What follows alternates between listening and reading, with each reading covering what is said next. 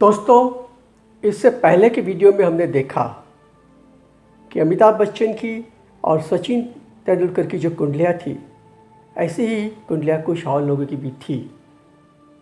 लेकिन बाकी के लोग ना ही अमिताभ बन पाए, ना ही सचिन बन पाए, क्योंकि जो अमिताभ बच्चन ने किया, जो सचिन ने किया, वो दूसरे लोग नहीं कर पाए। आज हम एक कुंडली देखते हैं। आपके स्क्रीन पर कुंडली पेश है।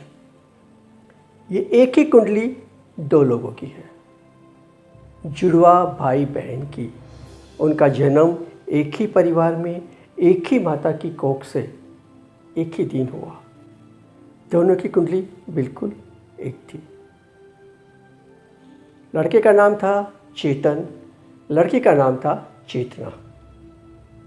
एक दिन चेतना यही कुंडली लेकर मेरे पास आई और अपने भाग्य का रोना रोने लगी।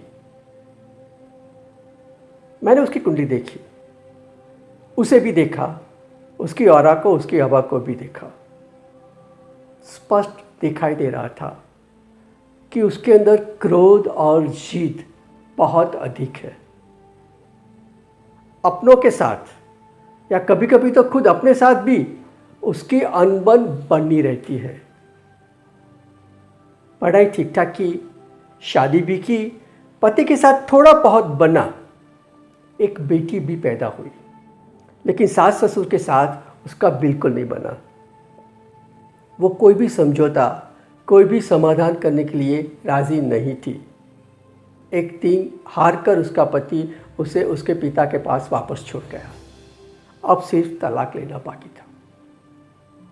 चेतना को हैरानी ये तो थी, लेकिन इससे भी ज़्यादा हैरानी ये थी कि उसका सगा भाई, जिसका जन्म उसी के साथ हुआ था, जिसकी कुंडली भी बिल्कुल उसी की ही थी, उसका भाग्य बिल्कुल अलग था। चेतन शांत था, सरल था, नम्र था, अपनों के साथ उसकी बहुत अच्छी बनती थी।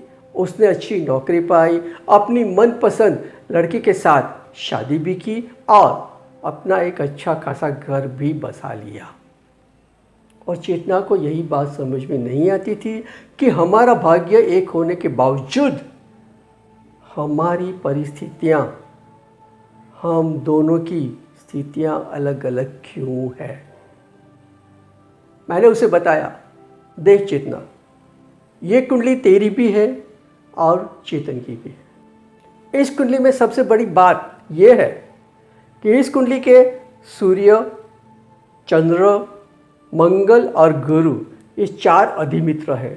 दूसरी ओर बुध, शुक्र, शनि और राहु, ये चार अधिमित्र हैं। अब ये देख, तूने क्या किया।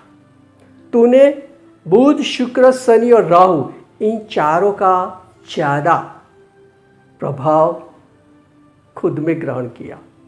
मतलब कि तू इन चारों के प्रभाव में अधिकतर रही, और इन चारों में से शनि और राहु ने तुझे जिद्दी बनाया, क्रोधी बनाया, लोगों से अलग किया, क्योंकि शनि हमेशा अपनों से अपनों को अलग करने का एक आदत है उसकी।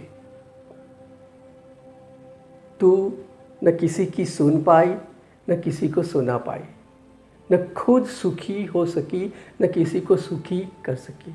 दूसरी ओर तेरा सगा भाई चेतन, उसने सूर्य, चंद्र, मंगल और गुरु का सबसे अधिक प्रभाव ग्रहण किया।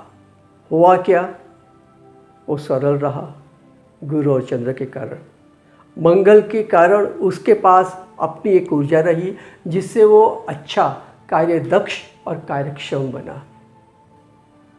उसने अपने साथ सबका ख्याल रखा, तो वो अपने घर में और अपने समाज में लोकप्रिय हुआ। उसने मान सम्मान सब कुछ पाया। तूने गलत ग्रहों को ग्रहण किया, उसने सही ग्रहों को ग्रहण किया। फर्क ये है, आप दोनों की कुंडलियाँ एक ही है, लेकिन उन कुंडलियों में जो ग्रह है उनका प्रभाव अलग अलग है। तो जिनके प्रभाव में रही उनके मुताबिक बनी। चेतन जिनके प्रभाव में रहा उनके मुताबिक बना। दोस्तों, ये है सच्चाई। हमें अपने ग्रहों को समझना होता है उन ग्रहों के प्रभाव को एक सही तरीके से ग्रहण करना होता है। अगर हम ये कर पाते हैं और अगर हम सही ग्रहों को सही तरीके से पकड़ पाते हैं, सही तरीके से उनकी ऊर्जा को, उनके भाग्य को ग्रहण कर पाते हैं, तो हमारा भाग्य सही दिशा में आगे बढ़ता है। गलत करते हैं, हमारा भाग्य गलत दिशा में चला जाता है। ये बात अभी और भी बाकी है, आगे के वीडियोस में हम ये जारी रखेंगे। मिलते हैं ब्रेक के बाद।